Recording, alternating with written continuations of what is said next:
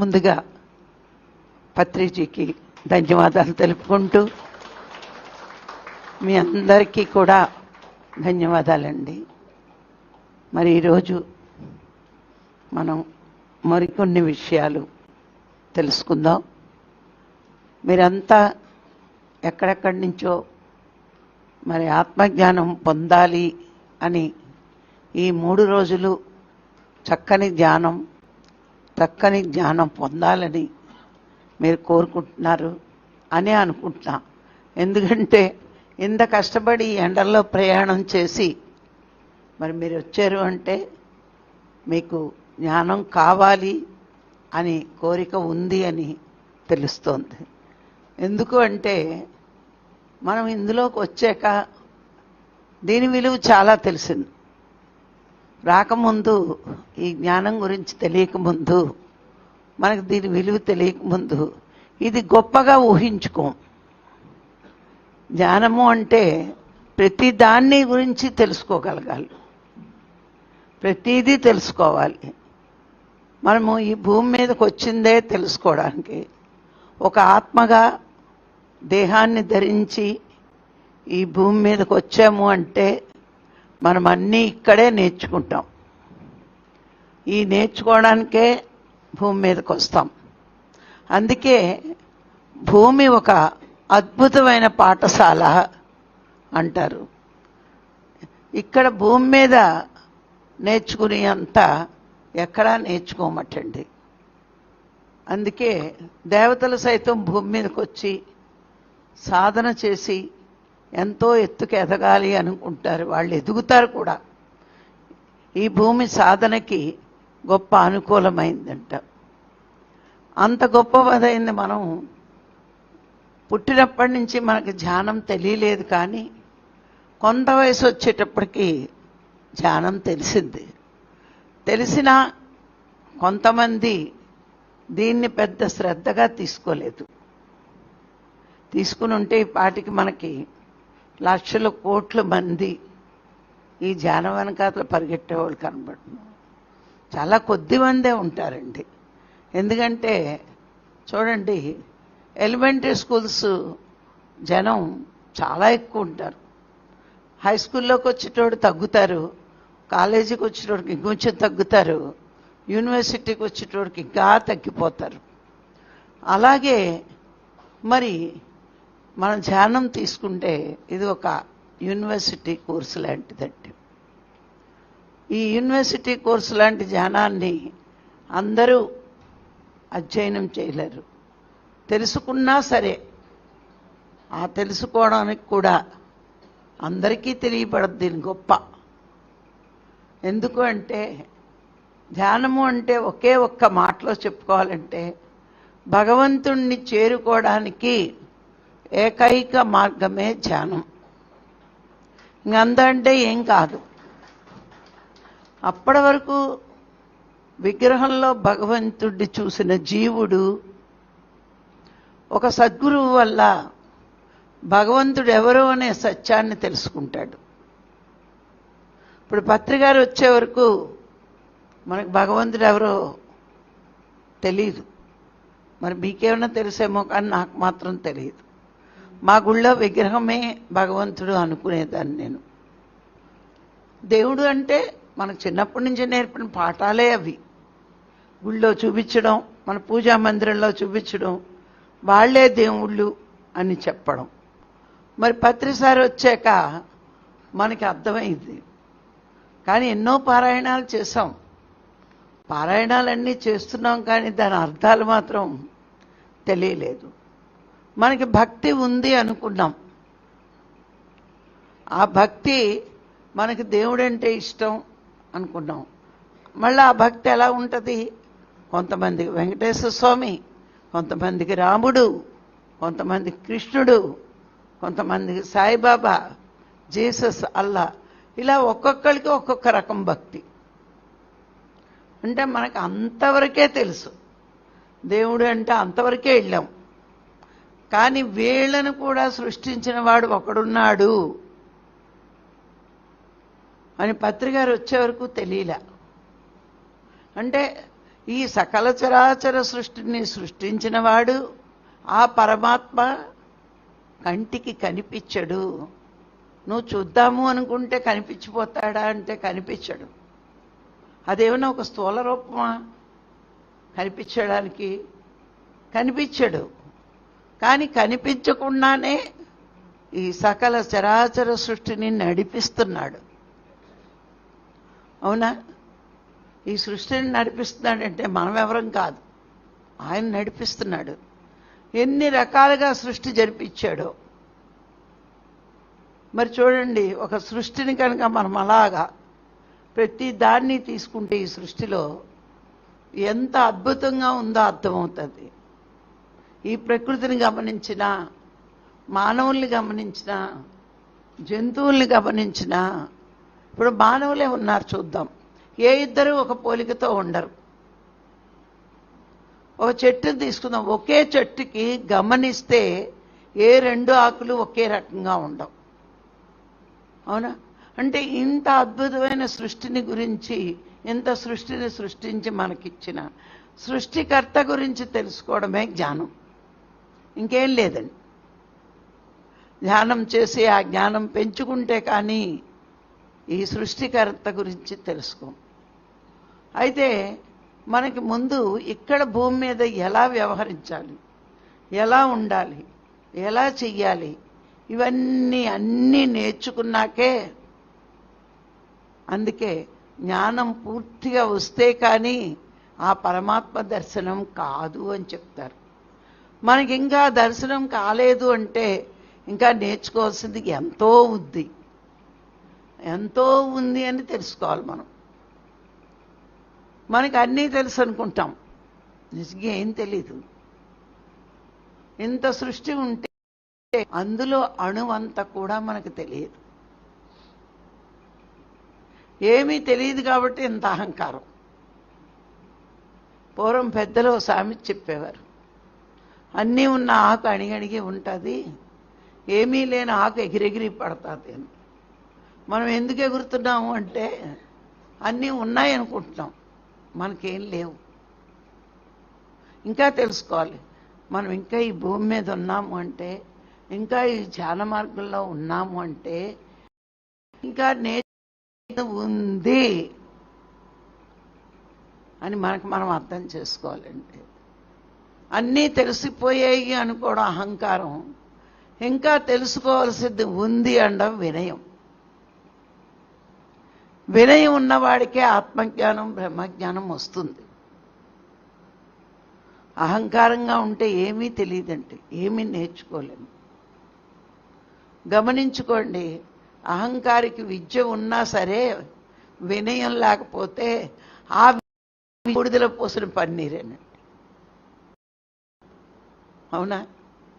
ఎంత విద్య ఉన్నా వినయం లేకపోతే నువ్వు బూడిదలో పోసిన పన్నీరులాగే ఉంటుంది నీకు ఆ విద్య వచ్చి. అందుకే ముందు మనకి నేర్చుకోవాలని వినయం ఉండాలి. అయితే ఇక్కడ ఎలా ఒక్కొక్క మెట్టు ఎక్కుతాం మనం ఈ జ్ఞాన పరిధిలో? జ్ఞానం ఎలా నేర్చుకుంటాం? చిన్నతరం నుంచి ఒక ఆత్మజ్ఞానం బ్రహ్మజ్ఞానం నేర్చుకోవాలి అంటే ఎట్లా మెట్టు ఎక్కుతూ ఉంటామో ముందు మనకి కొంత ఉంటుంది. గత జన్మ సంస్కారంలో కొంత నేర్చుకుంటాం, ఇంకొంచెం నేర్చుకోవాలి. ఎలా అంటే ముందు మనకి 3 దృష్టిలు ఉండాలి. ఏంటి 3 దృష్టిలు అంటే?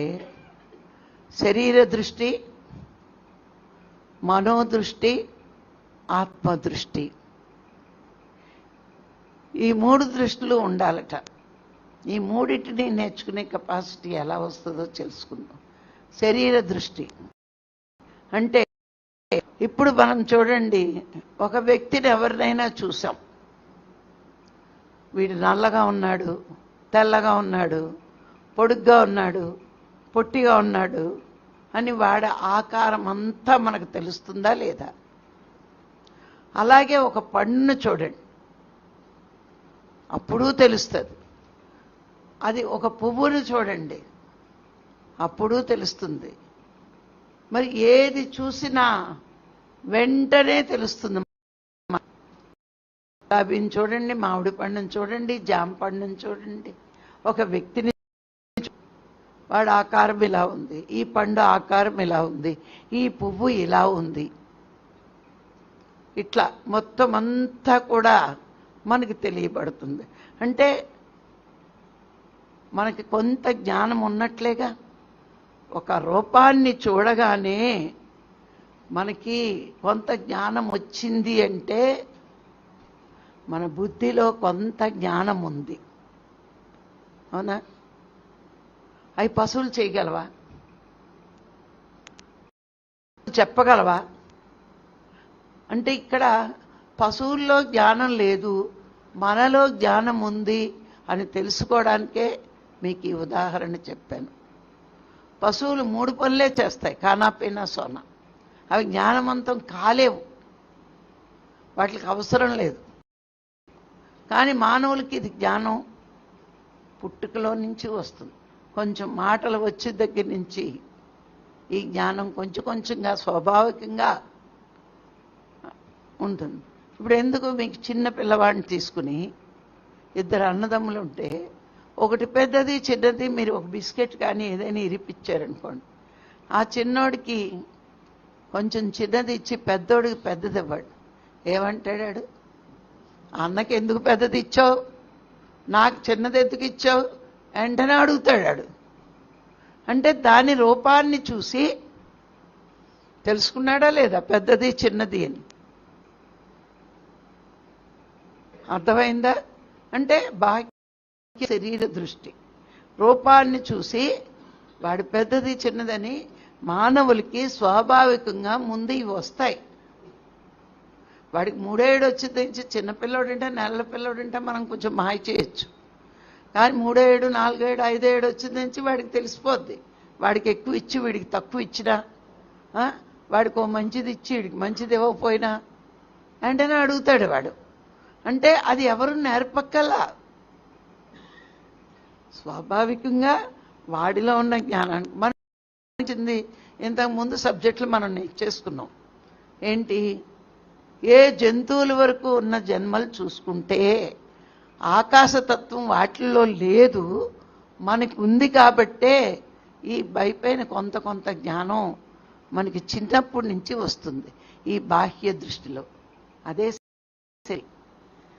ఓ పండుకి శరీరం ఉంటుంది, కాయకి శరీరం ఉంటుంది, ఉంటుందా ఉండదా? జంతువుకి శరీరం ఉంటుంది, పక్షులకి శరీరం ఉంటుంది. ఉంది, కాకి నల్లగా ఉంది, చిలుక పచ్చగా ఉంది. మరి ఇవన్నీ మనం అంటున్నామా లేదా? ఇవన్నీ కనిపిస్తున్నాయా లేదా మనకి?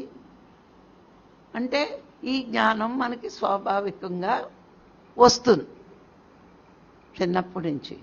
ఫస్ట్ ఇది నేర్చుకుంటూ ఎదుగుతాం అన్నమాట. అంటే ఎవరికైనా మానవ జన్మ ఎత్తాక ఈ శరీర దృష్టి ఇంకా అది కూడా చెప్పలేడు అనుకోండి. ఎవరు చెప్పలేరు?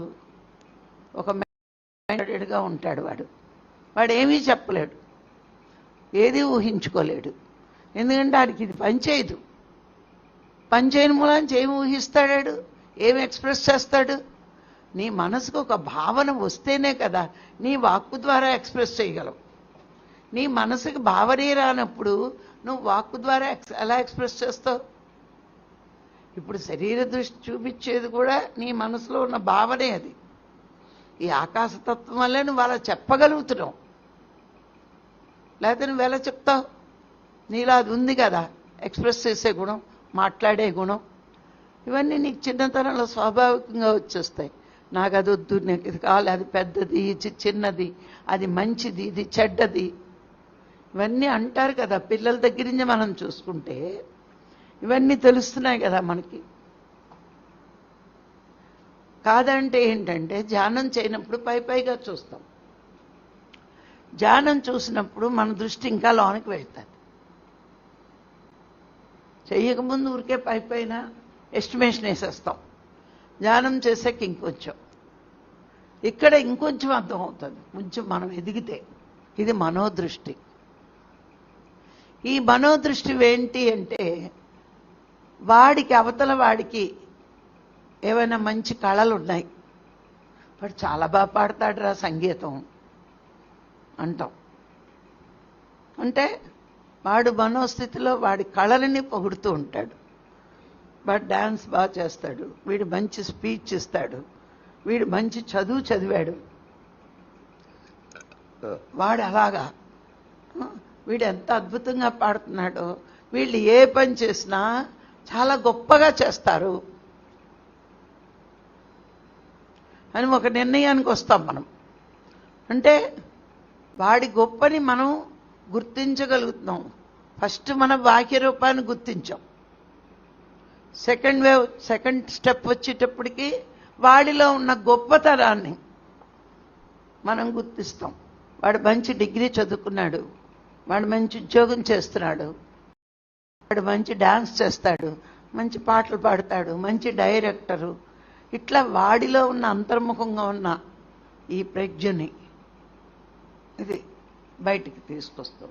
చూడగానే మనం చెప్పే దాంట్లో అంత కష్టపడక్కలా, పొడుగ్గా ఉన్నాడా, పొట్టిగా ఉన్నాడా, తెల్లగా ఉన్నాడా, లావుగా ఉన్నాడా వెంటనే చెప్పచ్చు.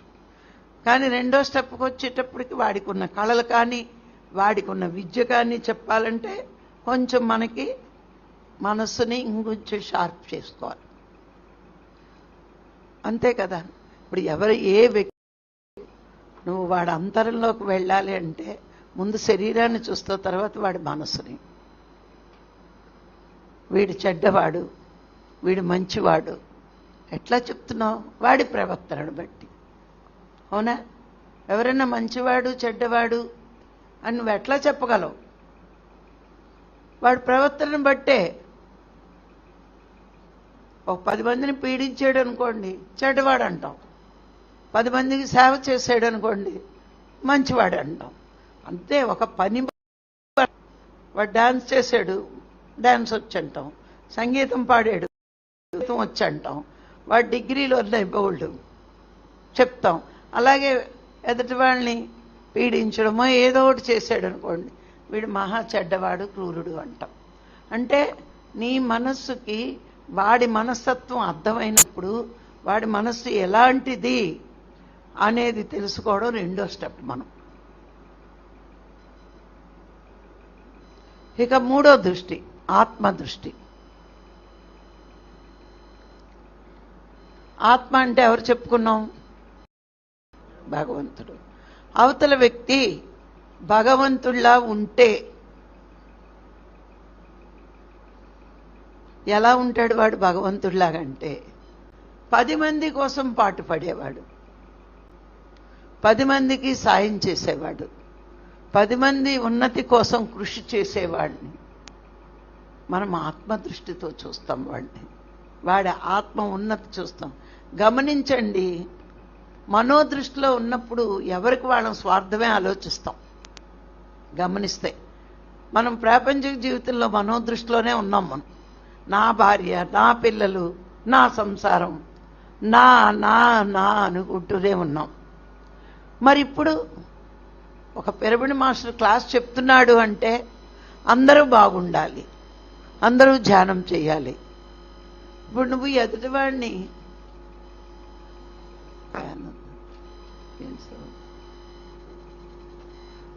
మరి ఆత్మదృష్టిలో ఉండడము అంటే వాడు ఎదుటివాడు ఇలా ప్రవర్తించడమే. ఆత్మోన్న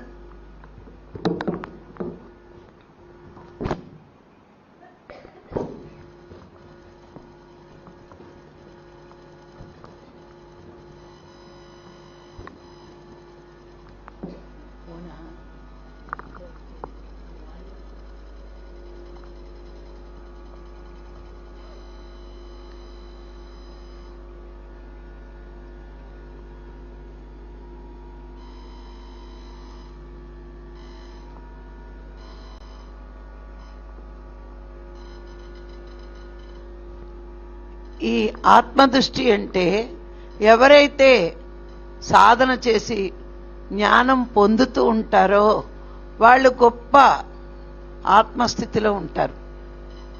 ఇక్కడ గమనించుకోండి, ఆత్మ అంటే భగవంతుడు. మనం ఎవరైనా సాయం చేస్తే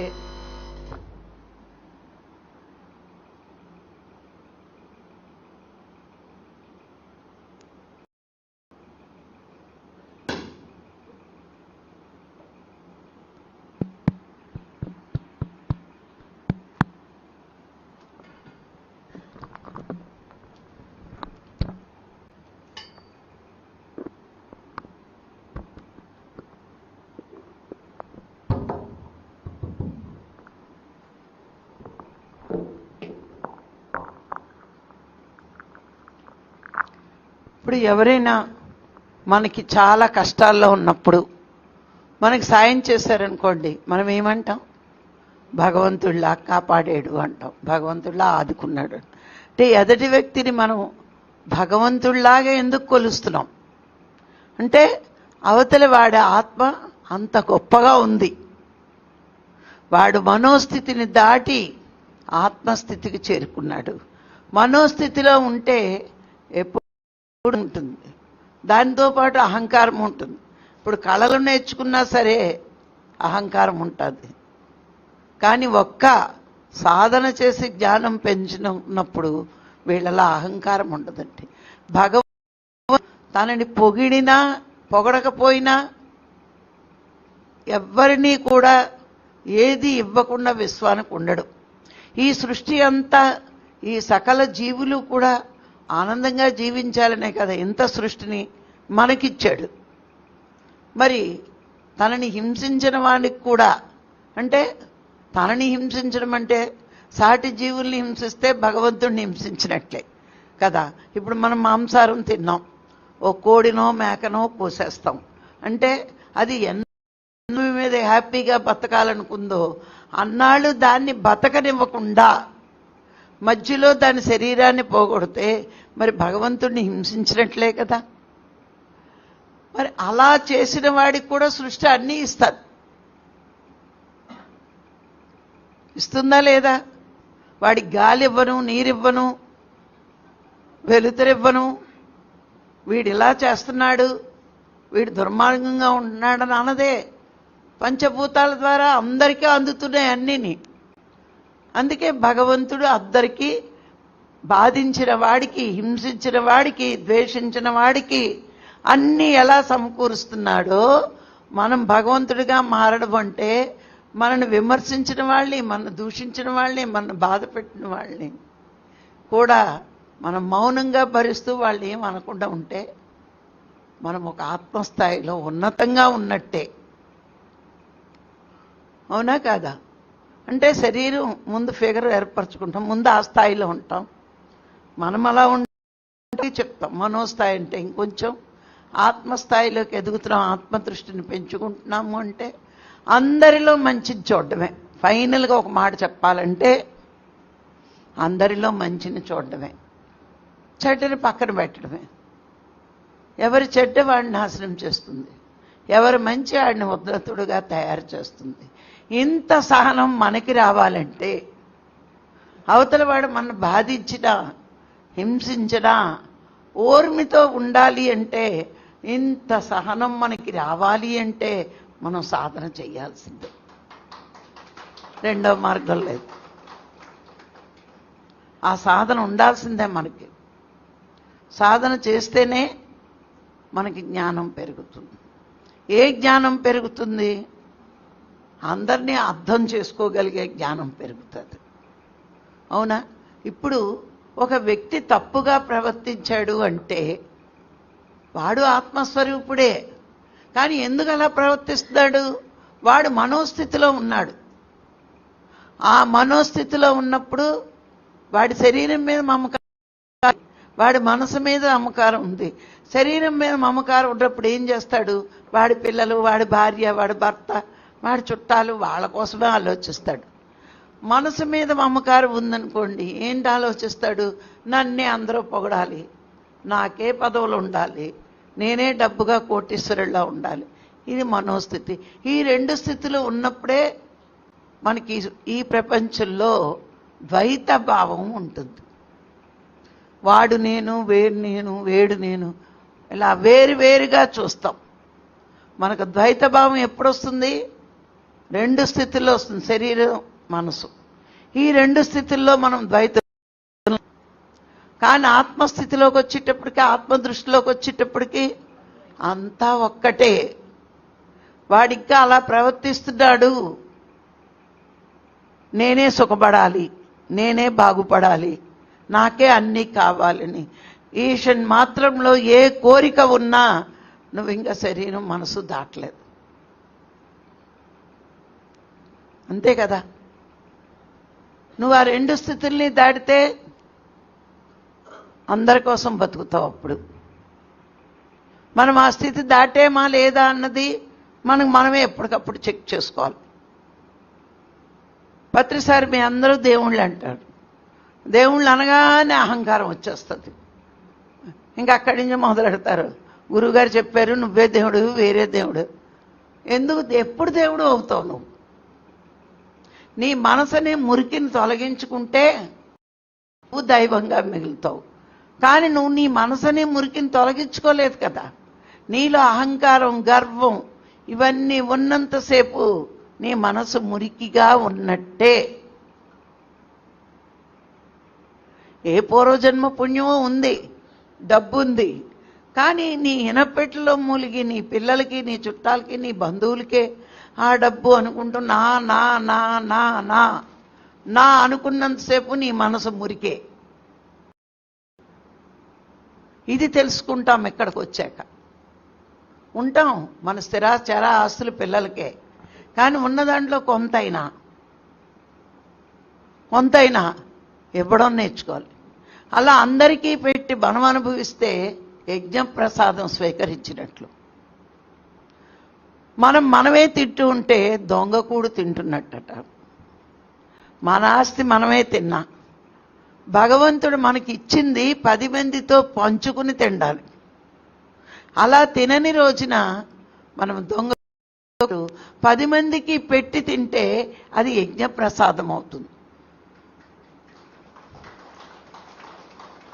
మన పదార్థాన్ని ప్రసాదంగా మార్చుకునేది మన చేతుల్లోనే ఉంది. దాన్ని పదార్థంగా మిగిల్చుకోవడం మన చేతుల్లోనే ఉంది.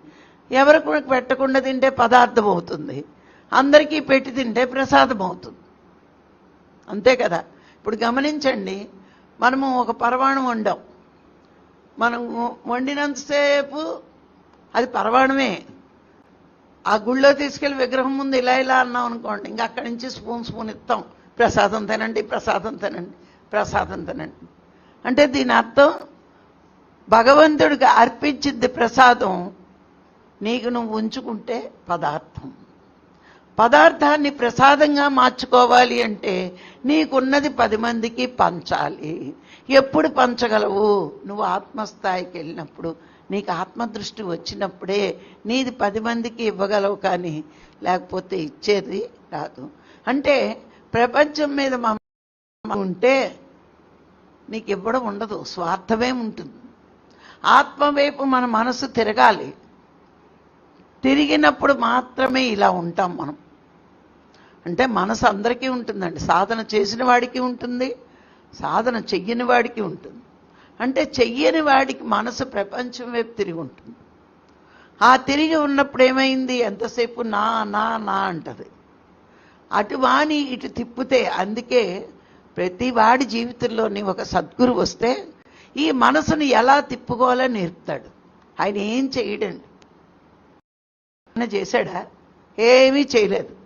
చెయ్యాల్సినంత మనమే చేస్తున్నాం. అవునా? ఎవరికి వాళ్ళమే చేస్తున్నాం. చెప్పాడంతే, ప్రపంచం వైపు నీ దృష్టి మార్చి నీ ఆత్మ వైపు తిరుగు. ఒక జన్మలో జీవుడు దేవుడిగా అయిపోతాడు. ఏం లేదు, సింపుల్ టెక్నిక్. అప్పటి వరకు మనకు ఎవరు చెప్పరు అలాగా. అందుకే ప్రపంచం వైపు తిప్పించాం మనసుని.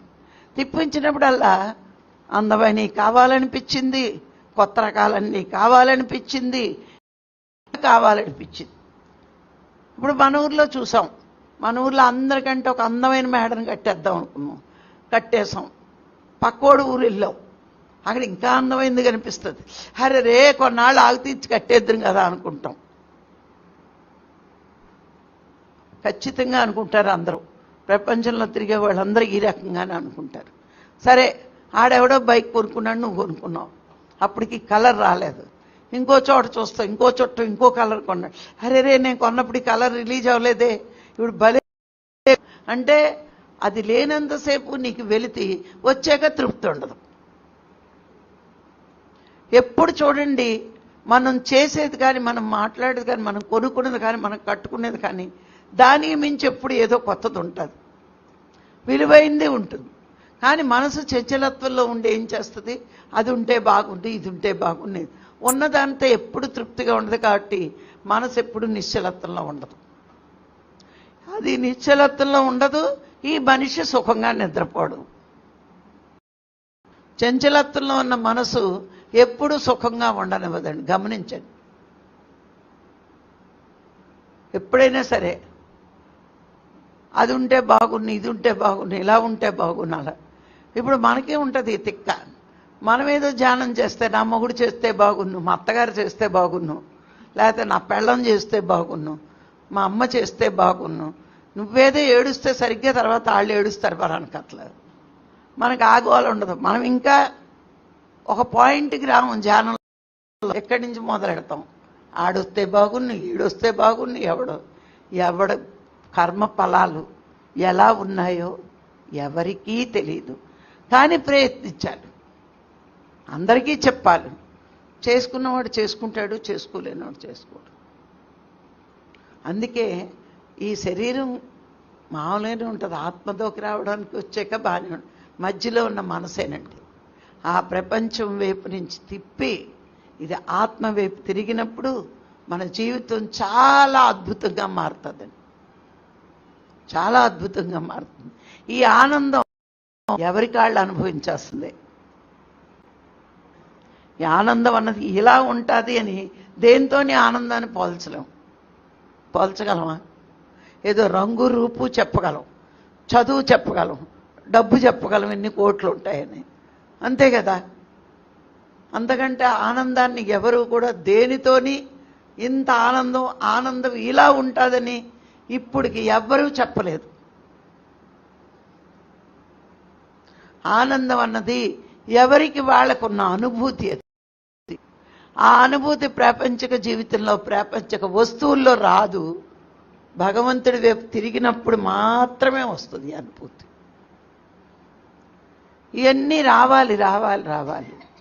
రావాలి అంటే ధ్యానం ఒక్కటే సరిపోదండి.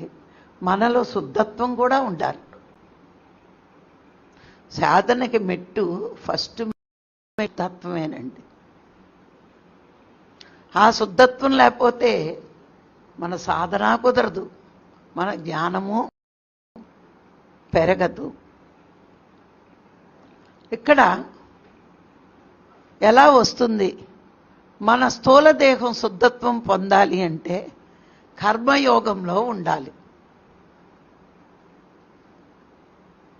అంటే ఎప్పుడు ఎదుటివాడికి సేవ చేయడానికి కానీ ఇవ్వడానికి కానీ ఈ యోగంలో ఉన్నప్పుడే, ఈ యోగ మార్గం ఇవ్వడమే యోగం అండి, వదులుకోవడమే యోగం.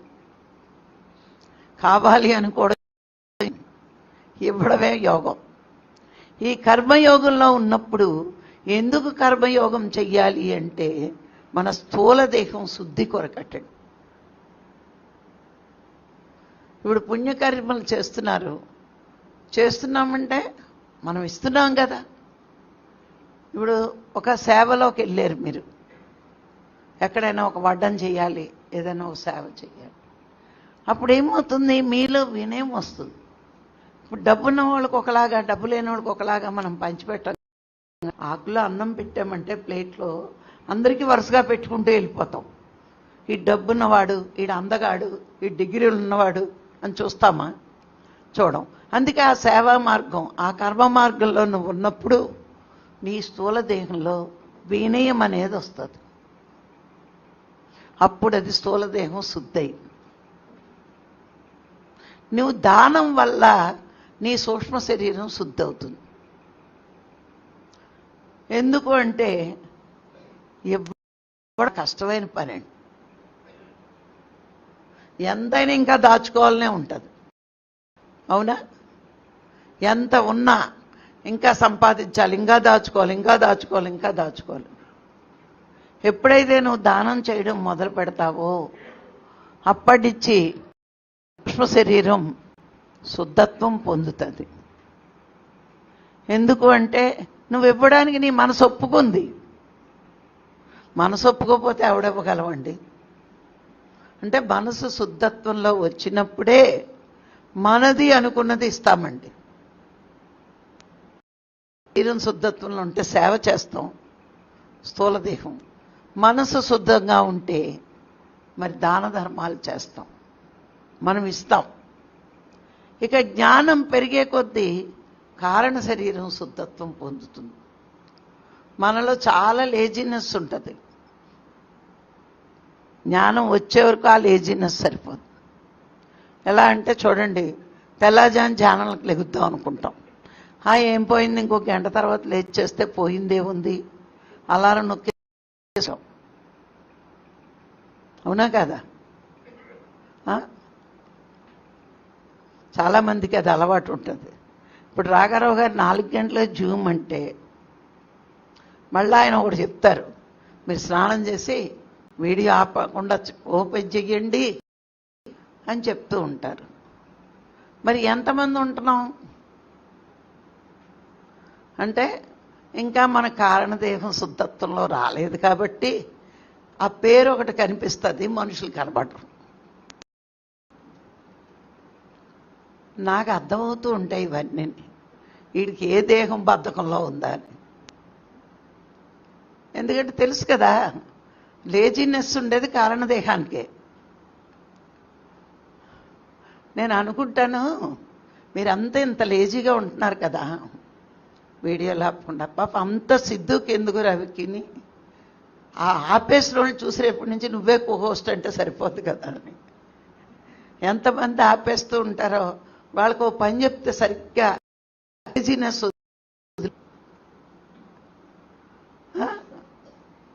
ఏమవుతుంది, అప్పుడు చచ్చినట్టు రాఘరావు గారు ఏమైనా అంటారేమో అని చచ్చినట్టు లేచి కూర్చుంటారు. ఎవరి కోసం ధ్యానం, ఎవరి కోసం జ్ఞానం, ఎవరి కోసం, ఎవరి కోసం ఇటువంటి ప్రోగ్రామ్స్ పెట్టడం. చూడండి, ప్రతి నెల పెడుతున్నాం, ఎంతో కొంత మీరు ఎదగాలనుకుంటున్నాం. సరే, ప్రతి నెల పెడితే నెలకొక్కసారి మీరు కష్టపడ, ఇంకొంచెం ఎదగాలని రోజు కష్టపెడతారు ఆయన.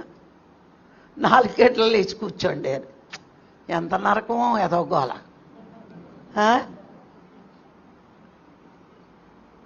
ఇందులో ఖచ్చితంగా 4 గంటలు లేచేవాళ్ళు చేతులు ఎత్తండి ఒకసారి.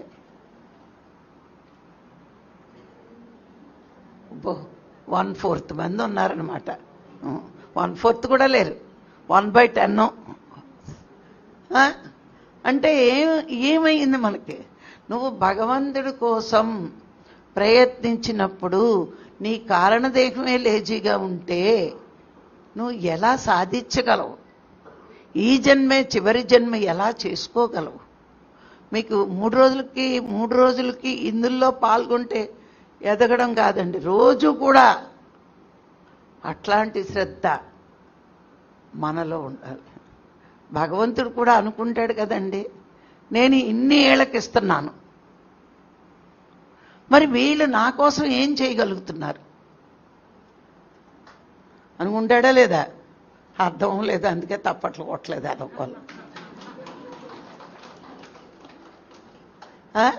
ఆయన రాఘరావు గారి ద్వారా మిమ్మల్ని పరీక్షిస్తున్నాడు. ఆయన 3 రోజుల క్లాస్కి వస్తున్నారు, బాగానే ఉంది, అన్నీ బాగానే ఉన్నాయి, కానీ రోజు ఎందుకు కష్టపడలేకపోతున్నాం? అదే మన అబ్బాయికి 2 లక్షలు 3 లక్షలు ఫీజు కట్టేసి వాడు ఫెయిల్ అయిపోతే ఇంకా ఆ నెలంతా, ఆ సంవత్సరం అంతా ఆ తండ్రికి తల్లికి కడుపు తరుక్కుపోద్ది. ఎంత తరుక్కుపోద్ది? యాదవ్కి 3 లక్షలు ఖర్చు పెట్టాను, మంచి స్కూల్లో పెట్టాను, బోల్డ్ డ్రెస్సులు కొన్నాను, కానీ యాదవ్ ఫెయిల్ వేసి వచ్చాడని. రాఘరావు గారికి కూడా అలాంటి కడుపే తరుక్కుపోతుంది మిమ్మల్ని చూస్తుంటే. నేను వీళ్ళందరి కోసం 4 గంటలు లేచి జూమ్ ఆన్ చేస్తే వీళ్ళు నా ముఖానికి ఆ వీడియో పెట్టేసి వీళ్ళు హాయిగా పడుకుంటున్నారని. నేను రాఘరావు గారి పక్కన చెప్తాను, ఈ ఫోటోలు లేని వాళ్ళంతా పడుకునే ఉంటారు ఈ పాటికని. ఎందుకంటే మొగుడితో ఎవరితో సెల్లు ఉంటుంది, డింగిమని మోగితే అప్పుడు లెగుస్తారు మీరు. చచ్చిన నమ్మని జనాలు నేను. అంటే ఎవరి కోసం రాఘరావు గారు ఇంత కష్టపడతారు చెప్పండి? నేను ఇంకా మనోస్థితే, మా ఆయన ఆత్మస్థితి. ఎవరి కోసం కష్టపడుతున్నారు? మీకోసం. అవునా? మీకోసం. అసలు ఈ 24, 26వ తారీఖున సింధు నీకు చెప్పారు ఆత్మని. ఇది ఆత్మ అన్నప్పుడు అది తిట్లు తింది పాపం. నేను తిడుతున్నాను మా ఆయన్ని, చక్కగా ఏసీలో కూర్చోబెట్టుకు పైకి ఎక్కడ తీసుకెళ్తారండి, వీళ్ళంతా ఇబ్బంది పడిపోతారు, ఏసీలో వచ్చి క్లాస్ పెట్టండి అని. నా గోల పడలేక ఆపేరు 26ని. ఎందుకంటే మీరంతా పైన కూర్చుంటే మాడిపోతారు ఎండలోని, ఏసీలో అయితే కొంచెం హాయిగా ఉంటుందని. మరి ఏం చేశారు, పేర్లు ఇచ్చేవాళ్ళు. ఇక్కడ ఎంత అప్సెట్ అయ్యాం మేము పాపం. పేర్లు అడిగిన వాళ్ళకి లేదన్నామే అనే బాధ ఆయనకి ఉంది, నాకు ఉంది, సింధుకి ఉంది, రవికి ఉంది, అందరికీ ఉంది. ఇలా ఆపాం కదా మేము. అయ్యో వాళ్ళు వచ్చేవారు కదా, అనవసరంగా ఆపాము. ఈ బాధ మాకుంది. ఎందుకంటే మనం ఏమనుకుంటున్నాము, మనకేం నేర్పుతున్నారు, ఒక చిన్న జీవికి కూడా కలత పెట్టొద్దు, హింస పెట్టొద్దు, బాధ పెట్టొద్దు అని చెప్తున్నారు. మరి ఈవేళ ఇంకొకళ్ళు వచ్చే అవకాశం వీళ్ళు పోగొట్టారు కదా, అవునా కాదా? మరి ఏ స్థితిలో ఉన్నాం మనం? ఇంకా శరీర స్థితిలోనే ఉన్నాం అనుకోవాలి. వాళ్ళు కరెక్ట్గా చెప్పేస్తే పోనీ ముందు ఒక 4 రోజులు 5 రోజులు సింధుకు చెప్తే వెంటనే మళ్ళీ పేర్లు తీసుకుంటుంది కదా. రాకపోవచ్చు, మరి తీసుకుంటారు కదా. ఇంకొకళ్ళ అవకాశం మనం పోగొట్టాం. అందుకే బుద్ధుడు చెప్తాడు, తెలియక చేసిన నేరానికి శిక్ష తక్కువగా ఉంటుంది, తెలిసి ఆ నేరం చేస్తే శిక్ష కొంచెం గట్టిగానే ఉంటుంది. అందుకే ఎప్పుడు కూడా బుద్ధుడు చెప్పే విషయం, నీ ఆత్మోన్నతి కంట ఎదటి వాడి ఆత్మోన్నతికి నువ్వెప్పుడైతే పాటుపడుతూ ఉంటావో అప్పుడు నీ ఆత్మోన్నతి నీకు తెలియకుండానే జరిగిపోతూ ఉంటుంది. ఎంత అద్భుతంగా చెప్పాడో. మనం మన ఆత్మోన్నతికి మనం ప్రయత్నించడం కాదట, ఎదటివాడి ఆత్మోన్నతికి నువ్వు ప్రయత్నిస్తూ నీకు తెలియకుండానే నీ ఆత్మోన్నతి పెరుగుతూ ఉంటుందని పత్రిసారు మొదట్లో చెప్తూ ఉండేవారు. మీరు ధ్యానం చెప్పడము అంటే మీరు ఎదగడానికే చెప్పడం, అవతల వాడిని ఉద్ధరిస్తున్నానని కాదు, మీరు ఎదగడానికి. అంటే మనం ఏదో వాళ్ళని ఉద్ధరించేసి వాళ్ళకి ధ్యానం నేర్పేసేమేమో, మేము చాలా గొప్పగా అయిపోతామేమో అని అహంకారం మనం పెంచుకుంటామని గురువు ఏం చేస్తాడు, మనలో అహంకారం పెంచకుండా నువ్వేం వాడిని ఉద్ధరించట్లేదు, నిన్ను నువ్వు ఉద్ధరించుకుంటూ నువ్వు ముందుకు ఎదగడానికి అవకాశం అనేవారు. అంటే ఎదుటివాడికి చెప్పినప్పుడు మన ఆత్మోన్నతి కూడా కలుగుతూ ఉంటుంది. మరి ఇప్పుడు మనము ఇంకొకళ్ళ ఆత్మోన్నతిని అడ్డుపడినట్లేగా. వస్తామని చెప్పి రాకపోతే, అక్కడికి మేము అనౌన్స్ చేస్తుంటే రాకపోతే, అది మళ్ళీ దానికి ఫోన్ చేయకుండా మళ్ళీ సింధు ఫోన్ చేసేస్తే రాఘవరావు గారితో మాట్లాడి కొత్త వాళ్ళని తీసుకుందామా అంటారు. అనౌన్స్మెంట్ చేసే ఫోన్లో ఆవిడకి 50 ఫోన్లు ఈయనకి వచ్చాయి. వద్దులేండి ఇబ్బంది అవుతుంది, నెక్స్ట్ మంత్ అని చెప్పాం. మరి మాకెంత బాధగా ఉంటుంది, అయ్యో వాళ్ళకి అవకాశం పోగొట్టేమే అని. అది ఆత్మస్థితిలో ఉన్నవాడికి తెలుస్తుంది ఆ బాధ. మనోస్థితిలో ఉంటే నాకు సీటు దొరికింది పర్వాలేదు, వెళ్తాను లేకపోతే లేదు అనుకుంటే, నువ్వు ఇక్కడ చేసి ఈ పని పైలోకాల్లో లెక్కలకు చెప్పుకోవాలి నువ్వు. అందుకే ఒక అత్యున్నత స్థాయిలో ఉన్న వ్యక్తి ఎవరు బాధపడినా వాళ్ళు బాధపడతారు. ఇప్పుడు భగవంతుడు సృష్టి, భగవంతుడు శరీరమే ఇది అనుకుంటే, మీకు ఒక చిన్న ఉదాహరణ చెప్తాను. మీ కాళ్ళ మీద ఏదో దోమ కుట్టింది ఏదో, మీరు వెంటనే వంగుని చేత్తో ఇలా అన్నారు. కాళ్ళ మీద దోమ కుడితే కాలే కొట్టుకోవాలిగా, చేత్తో ఎందుకు కొట్టారు? కాలే కొట్టుకోవాలి కదా. అంటే ఈ కాలు ఆ చెయ్య ఈ శరీరం అంతా ఒకళ్ళదే మనదే కాబట్టి, అవునా? అలాగే ఈ సృష్టిలో ఏ జీవి బాధపడినా ఈ సృష్టి అంతా కూడా ఆయనకే బాధ.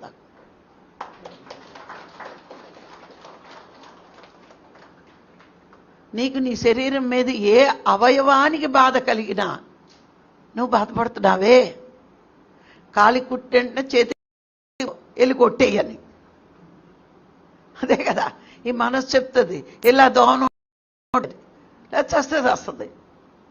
అంటే కాలి కుట్టితే నీ చెయ్యి వెళ్ళి కొట్టిద్ది, ఎందుకంటే కాలు నీదే, చెయ్య నీదే కాబట్టి. అలాగే ఈ సృష్టి అంతా ఆయనే కదా. ఏ ఒక్కళ్ళని బాధ పెట్టినా ఆయన బాధపడి ఏదో ఒకటి చేస్తాడు కదా. అంటే ఇంత ఎందుకు చెప్తున్నాం, మాకేమి నష్టం ఉండదు. కానీ మనము తెలిసి తెలియకుండా ఇట్లాంటి చిన్న చిన్న పొరపాట్లు మనం ఎప్పుడూ చేయకూడదు. ఇదంతా మనకి పాఠమే కదా, నేర్చుకోవడమే కదా. ఇదంతా మనకి పాఠమే. తెలియకపోతే చెయ్యొచ్చు, కానీ తెలుసున్నాక ఈ జ్ఞానం పెరిగినప్పుడు మనం చాలా జాగ్రత్తగా. అందుకే మీరు ప్రపంచంలోని మనోస్థితిలోని ఉన్నప్పుడు ఎలా ప్రవర్తించినా తప్పులేదు. కానీ ఆత్మ మార్గంలో మనం ఉన్నాం. ఈ మార్గం ఏంటి? ఆత్మ మార్గం, భగవంతుడిని చేరుకునే మార్గం. ప్రతి నిమిషము తూచి తూచి తూచి తూచి అడిగేయాలి మనం. ఏ మాట అంటే ఎదటివాడిని నొచ్చుకుంటాడో, ఏ పని చేస్తే ఎదటివాడికి బాధ కలుగుతుందో అది చెయ్యకుండా ఉండడానికి శత విధాల ప్రయత్నించాలి మనం. ఆ ప్రయత్నం రావాలి. ఎంత నేర్చుకోవాలంటే అంత నేర్చుకోవాలి. విన్నాము, ధ్యానం చేసాము అన్నది కాదు. మన ప్రవర్తన మారకపోతే విన్నది వంటబట్టనట్టే లెక్క. మనం ధ్యానంలోకి రాకముందు ఎలా ఉన్నామో ధ్యానంలోకి వచ్చే అంటే విన్నది మనకి వంటబట్టలేదు, ఆచరణలో పెట్టుకోవట్లేదు. ఇప్పుడు ఎవరైనా ఏదైనా ఆచరణలో పెట్టుకోలేకపోతున్నారంటే కారణం ఏంటండి? దాన్ని సరిగ్గా అర్థం చేసుకోలేనట్టే. సరిగ్గా అర్థం చేసుకుంటే ఆచరణలో పెట్టేస్తాం మనం. అందుకని మనకి అర్థం ఎంతవరకు అవ్వాలంటే, ఎంతవరకు వినాలి అంటే, విన్నది మనం ఆచరణలో పెట్టుకోగలిగినంత వరకు వినాలి. ఆ వినడం అలా వినాలి, అది ఆచరణలోకి రావాలి మనకి.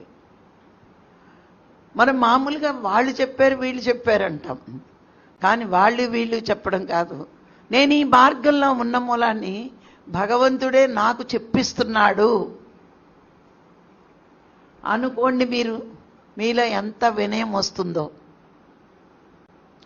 ఇక్కడ మీరు వస్తున్నారు, క్లాసులకి వస్తున్నారంటే మీ గొప్పేం కాదు.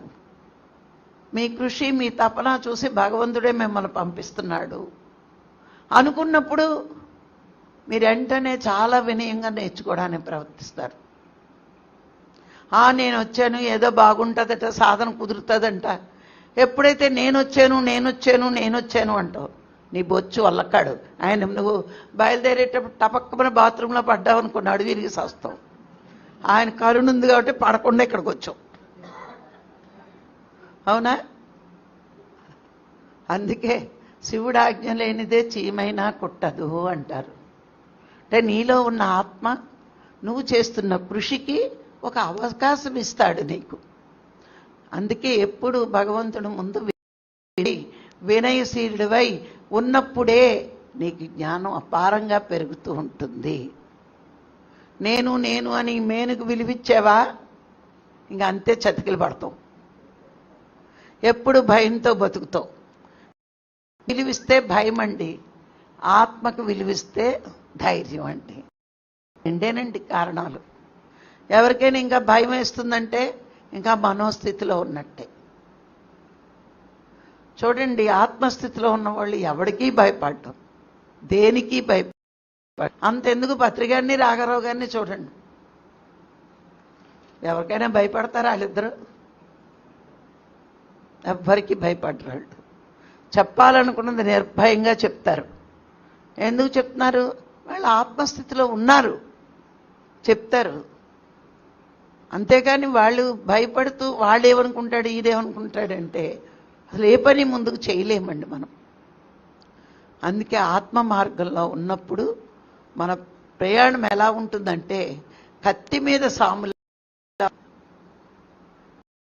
కత్తి మీద అడుగేసి నడుస్తున్నప్పుడట చాలా జాగ్రత్తగా అడుగేయాలి. ఇలా అంతే, అంత జాగ్రత్తగా నడవాలి. అందుకే శరీర స్థితి మనోస్థితి దాటి ఆత్మస్థితిలోకి వెళ్ళాక ఇక్కడ జీవితమే చాలా కష్టం. అడుగడుగుని పరీక్షలు ఉంటాయి, అడుగడుగుని పరీక్షలు ఉంటాయి. కానీ జ్ఞానం కొంచెంగా ఉన్నవాళ్ళు ఏమనుకుంటారంటే ధ్యాన మార్గంలోకి వచ్చాక నాకు అచ్చి రాలేదు కాబట్టి ధ్యానంలో జరిగింది అని అనుకుంటారు. సరి అయిన ఆత్మజ్ఞానం అయితే ఇవి ప్రకృతి పెడుతున్న పరీక్షలు, ఇది కూడా నేను దాటాలి అనుకుంటారు. అవి పరీక్షలు అనుకుంటామా, దాటడానికి ప్రయత్నిస్తాం. మాకు అచ్చి రాలేదు, మా ఇంట వంట లేదు, ఈ ధ్యానాలు కొత్తగా ధ్యానాలు మొదలెట్టారు. లేకపోతే ఇంకో మాట అంటారు, మానేశారు, కోళ్ళు కోయడం మానేశారు, ఇవి కోయడం మానేశారు, బలులు ఇవ్వలేదు, అందుకే ఈడు బతికేలాగయ్యింది, ఏదైనా అంటారు. కానీ నువ్వు నమ్మింది నీకు సత్యం అని అనిపించినప్పుడు నువ్వు ధైర్యంగా విజయం. ఎవరు ఆగిపోతే అందరూ అంటూనే ఉంటారు, మనం ఆగకూడదు. నన్ను కూడా అట్లాగే అన్నారు. నేను ధ్యానంలోకి వచ్చాకే యాక్సిడెంట్ అయింది, మరి పిరమిడ్ కట్టాకే యాక్సిడెంట్. అందరూ అన్నారు వీళ్ళు శవాల గది కట్టారు కాబట్టి యాక్సిడెంట్ అయింది, పూజలు మానేశారు కాబట్టి యాక్సిడెంట్ అయిందని. మరి పూజలు మానేస్తేనే యాక్సిడెంట్. మరి క్రిస్టియన్స్ ముస్లిమ్స్ పూజలు చెయ్యరు కదా, మరి వాళ్ళకి రోజు జరగాలి యాక్సిడెంట్లు కదా. మరి మనకి పూజ మానేస్తే యాక్సిడెంట్ అయినప్పుడు వాళ్ళకి అవ్వాలి కదా. మరి మనకి కొంచెం బుర్ర ఉంది కాబట్టి, లాజిక్ ఆలోచించాం కాబట్టి దానికి పెద్ద మనం అవునేమో ధ్యానం మానేద్దాం పూజ మొదలెడదామని అనుకోలేదు. నాకు మా నాన్నగారు వెస్ట్ బెంగాల్లో ఉంటారు. వీళ్ళిద్దరూ తద్దినాలు పెట్టేవారు, ఒకళ్ళు విజయనగరంలో ఉంటారు, ఒకళ్ళలో ఉంటారు. నాన్నగారు ఎప్పుడు తద్దినాలు పెట్టేవారు కాదు. పెట్టకపోతే అప్పుడు మా పెద్దనాన్నలు నాతో అనేవారు, మీ నాన్న పరమ నాస్తికుడు, తల్లిదండ్రులంటే గౌరవం లేదు, తద్దినాలు పెట్టడు అని తిట్టేవారు. తిడితే నాకు మా నాన్నగారు అంటే చాలా ఇష్టం, చాలా ప్రేమ. ఇంత అంత కదా, ఒక్కదాన్నే కూతుర్ని, అన్నదమ్ములు నలుగురు, చాలా గారంగా పెంచేవారు. మరి మనకి ఇష్టమైన వాళ్ళు ఎవరన్నా తిడితే ఉడుకోవద్దు కాదు కదా. లాజిక్ ఆలోచించేదాన్ని, మా నాన్నని ఎలా సపోర్ట్ చేయాలా అని ఎక్కడెక్కడ ఎత్తుక్కునేదాన్ని. అవును, బెంగాలీ వాళ్ళు తద్దినం బెటర్ కదా అయ్యా, మరి వాళ్ళకి ప్రేమ లేనట్టేనా అనేదాన్ని మా పెద్దనాన్నగారితో. మరి క్రిస్టియన్స్ బెటర్ కదా, వాళ్ళకి అమ్మా నాన్న ప్రేమ లేనట్టేనా అని. ముస్లిమ్స్ వీళ్ళందరికీ అమ్మా నాన్న ప్రేమ లేనట్టేనా అని అడిగితే మా పెద్దనాన్నలు ఏమనేవారు తెలుసా, ఆడొక నాస్తికుడు, ఇదో పరమ నాస్తికురాలు, వాళ్ళ నాన్నను సపోర్ట్ చేస్తారు. ఆడే తలకెక్కట్లేదంటే దీనికి ఇంకా తలకెక్కట్లేదు. వాళ్ళ నాన్న పెద్ద గొప్పగా సపోర్ట్ చేసి లా పాయింట్లు తీస్తుంది. వాళ్ళు పెట్టరు తద్దిరాలు, వీళ్ళు పెట్టరు తద్దిరాలు, మా నాన్న పెట్టకపోతే తప్పేంటని అడుగుతుంది ఇది అని తిట్టేవారు. తిట్టుకుంటే తిట్టుకో, మా నాన్నే కరెక్ట్ అనేదాన్ని నేను. అలాగా మరి అలాంటి భావాలతో ఉన్నానేమో, అందుకే ఇందులోకి వచ్చానేమో అనుకుంటాను నేను.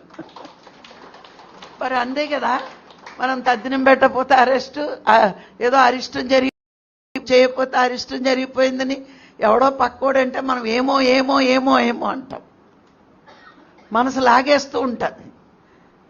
కానీ ధైర్యంగా పాయింట్లు తీసి వాళ్ళు చేయట్లేదు, వీళ్ళు చేయట్లేదు, వీళ్ళకి పాపం రాదా, మనకైనా పాపం వస్తుంది అని అడిగామనుకో, వాళ్ళ దగ్గర సమాధానం ఉండదు.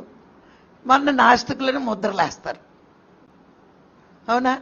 నిజంగా పరమ నాస్తికులు ఎవరంటే పరమ జానులే, ఇంకేం లేదు. నాకు అర్థమైందంతే. ఇప్పుడు చూడండి, పూజ చేసేవాళ్ళు విగ్రహంలో దేవుణ్ణి చూస్తారు, మరి జానులు ఏం చేస్తారు, సృష్టి అంతా చూస్తారు. సృష్టి అంతా భగవంతుడు, అందుకని వాళ్ళు ఒక చోటే ఉండదు వాళ్ళ మనసు. ఇప్పుడు మీకు చిన్న కథ చెప్తాను ఒకసారి. ఏంటంటే ఒకసారి ఒక సాధువు ఏం చేశాడంట, ఒక శివాలయంలోకి వెళ్ళి ఆ శివుడు విగ్రహం మీద కాళ్ళు ఎట్టుకుని పడుకున్నాడట. పడుకోగానే పూజారి వచ్చి అపచారం, అయ్యయ్యో శివలింగం మీద కాళ్ళు ఎట్టి పడుకున్నారా, ఎంత పాపం చేశారు అని లెంపలు వాయించేసుకుని ఈయన చెడామడా తిట్టాడట.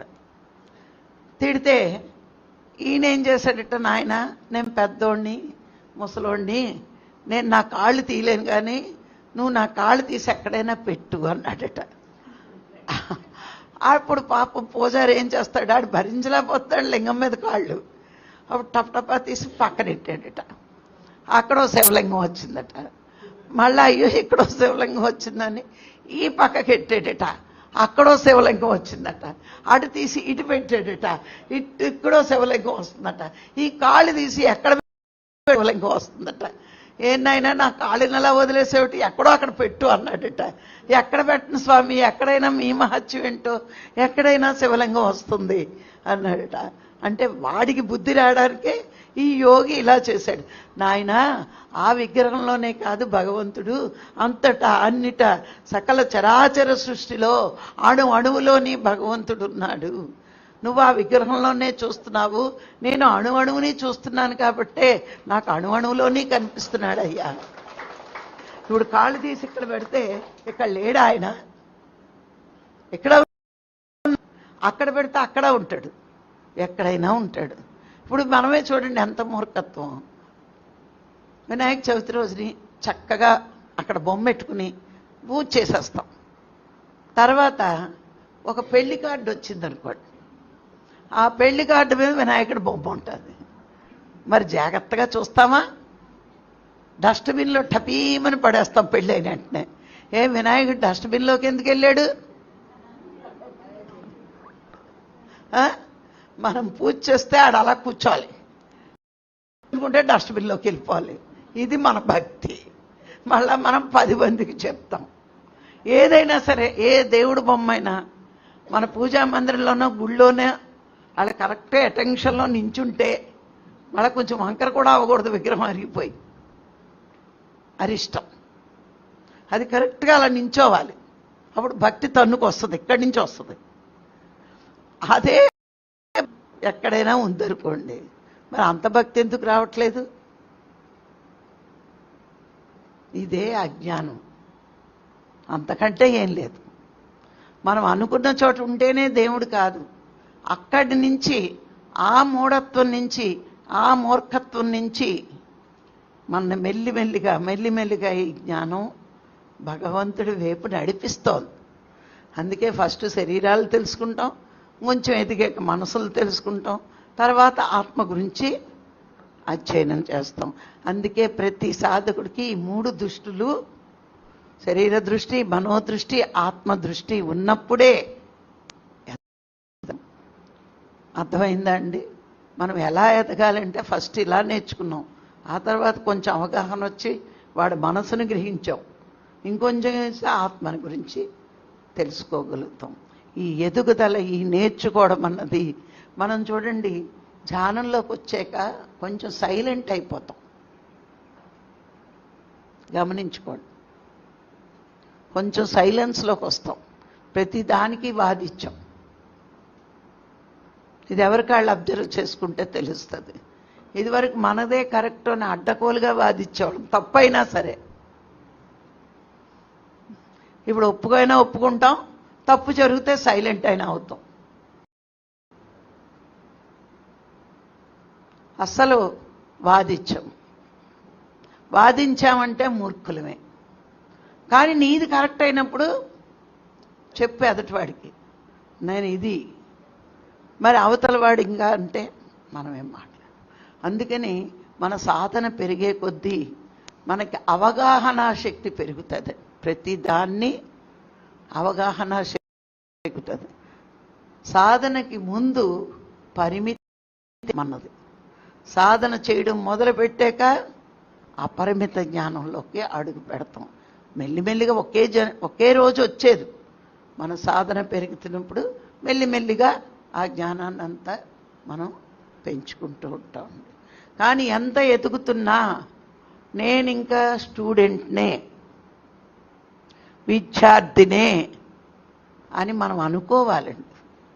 అంతేకాని నాకు అయిపోయింది, తెలిసిపోయింది అని ఎప్పుడూ అనుకోకూడదు.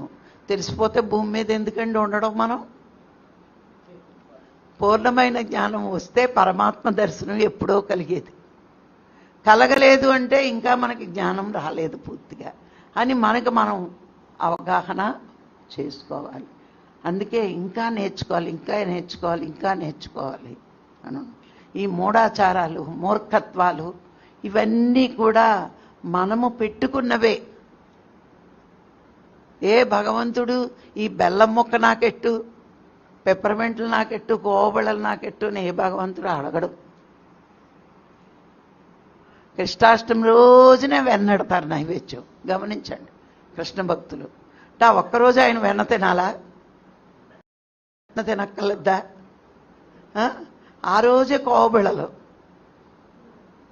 గమనించండి, ఏ ఆ తిథి రోజున అదే ఉంటుంది. అంటే వీళ్ళు రోజు తింటారు, ఆయనకు ఒక్కరోజే తిండి. చిన్నప్పుడు ఇప్పుడు ఎందుకు ఈ విచారణ చేసుకోవాలి అంటే, మన మనసు ఏం చేస్తుంది అంటే, ఆ పూజ చెయ్యకపోతే ఏ వరిష్టం వస్తుందో అనే భయం ఏదో మూల మనకు ఉంటుంది. అది ఇదివరకు మనం ప్రవర్తించిన ప్రవర్తన ఇప్పుడు కరెక్ట్ దారిలో ఉన్నాము అని మనకు తెలిస్తే ఏ భయము లేకుండా చక్కని సాధనలోకి వెళ్ళిపోతాం మనం. ఆ భయం ఉన్నప్పుడు సాధనలో ఎదరికి పూజ చేయకపోతే భయం, అవి ఉండ్రాళ్ళు ఉండకపోతే ఏమైపోతుందో. నువ్వు మాత్రం నచ్చినప్పుడల్లా ఉండ్రాళ్ళు తినేస్తావు టిఫిన్ కింద వండేసుకుని. కానీ వినాయకుడికి మాత్రం వినాయక చవితి రోజే. మళ్ళీ అడిగితే ఉంటుంది కానీ ఉండ్రాళ్ళు ఉండవు అక్కడ. మన పూజ గదిలో ఉంటుంది. అలాగే మనం ఎంత అజ్ఞానంలో, ఎంత మూర్ఖత్వం, మూఢత్వంలో ఉన్నామో ఇక్కడ తలుచుకుంటే అన్నిటికంటే గొప్పది, అన్నిటికంటే ఉత్తమమైనది ధ్యానము, జ్ఞానము అని మనకు అవగాహన అయినప్పుడు పాత వదిలినా బాధ లేదు, కొత్త దాంట్లో ఉత్సాహంగా ముందుకి వెళతాము. ఇది మరి ఈరోజు ఈ అవకాశాన్ని ఇచ్చిన మీ అందరికీ మరొక్కసారి కృతజ్ఞతలు. Thank you, thank you, thank you.